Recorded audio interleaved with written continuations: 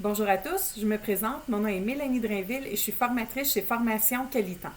Aujourd'hui, nous allons voir comment accéder efficacement à ces documents en tout temps. L'objectif est bien sûr de s'équiper des outils qui permettent de le faire, toutefois il faut également adopter les bonnes pratiques de gestion des documents numériques, faute de quoi nous y perdrons tous un temps fou.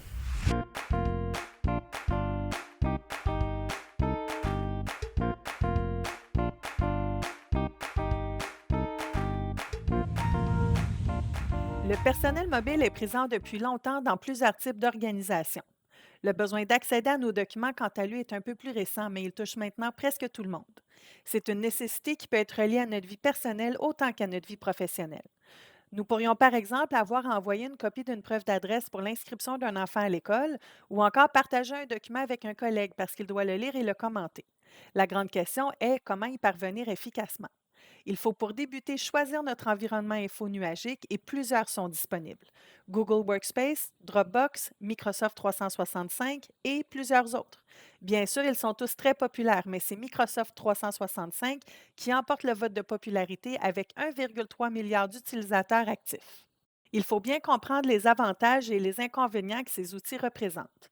Savoir comment en tirer profit est primordial. Il faut aussi éviter certaines erreurs coûteuses pour prospérer en adoptant ces technologies et les nouvelles méthodes de travail qu'elles impliquent. Il est très important de ne pas prendre de retard parce qu'à défaut de fournir ces outils aux employés, ils en trouveront d'autres et ils pourraient ne pas réellement convenir. Le manque d'efficacité, la dispersion, le manque d'uniformité, la perte d'informations et le partage d'informations confidentielles deviendront des éventualités et non des possibilités. Prenons Microsoft 365 comme exemple. C'est un environnement qui offre des applications comme OneDrive, SharePoint et Teams. OneDrive et Teams sont disponibles de trois manières différentes. Le logiciel classique qui est sur le bureau de l'ordinateur, l'application mobile et le portail web. C'est donc possible via ces trois outils d'accéder aux documents qui y sont classés de notre ordinateur ou de notre cellulaire vu leurs nombreuses déclinaisons. L'organisation méthodique de ces fichiers est toutefois très importante. Pour profiter pleinement des avantages de l'environnement de Microsoft, téléchargez l'application OneDrive, Teams et SharePoint sur votre cellulaire. Organisez l'écran d'accueil du cellulaire. L'avoir fait et le maintenir ainsi permettra de se diriger rapidement vers l'application à consulter. Il est recommandé de regrouper nos applications par thème. La structure de OneDrive, Teams ou SharePoint dans les applications mobiles est la même qu'à partir de l'ordinateur. C'est donc essentiel de bien structurer nos documents, peu importe l'endroit où ils sont sauvegardés. Regroupez vos documents par processus, puis par famille, par type ou par catégorie. Dans OneDrive, donnez un ordre précis à vos dossiers en les numérotant ou en leur attribuant une lettre pour que les dossiers fréquemment utilisés restent dans le haut. Donnez des noms courts et simples pour qu'ils soient bien visibles et ce, même d'un téléphone intelligent. Prenez le temps de bien nommer vos fichiers. Donnez-vous des règles. Voici quelques exemples de règles à choisir. On ne veut pas avoir à ouvrir un document pour en connaître le contenu. Les documents inactifs doivent être séparés des documents actifs.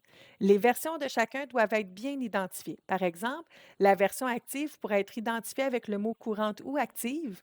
Un contrat final pourrait être identifié avec le mot signé. La seule et unique bonne manière d'écrire une date lorsqu'on doit l'inclure dans le nom d'un fichier est les 4 chiffres de l'année, les 2 chiffres du mois et les 2 chiffres du jour.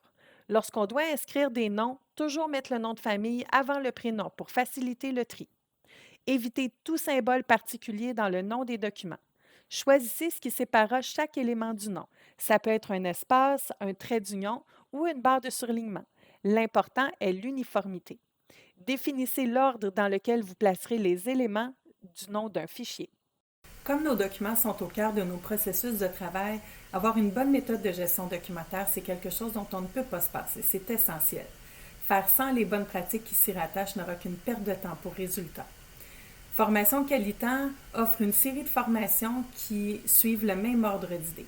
Optimisez votre gestion documentaire électronique, gestion documentaire avec SharePoint, utilisez OneDrive efficacement et utilisez Teams efficacement.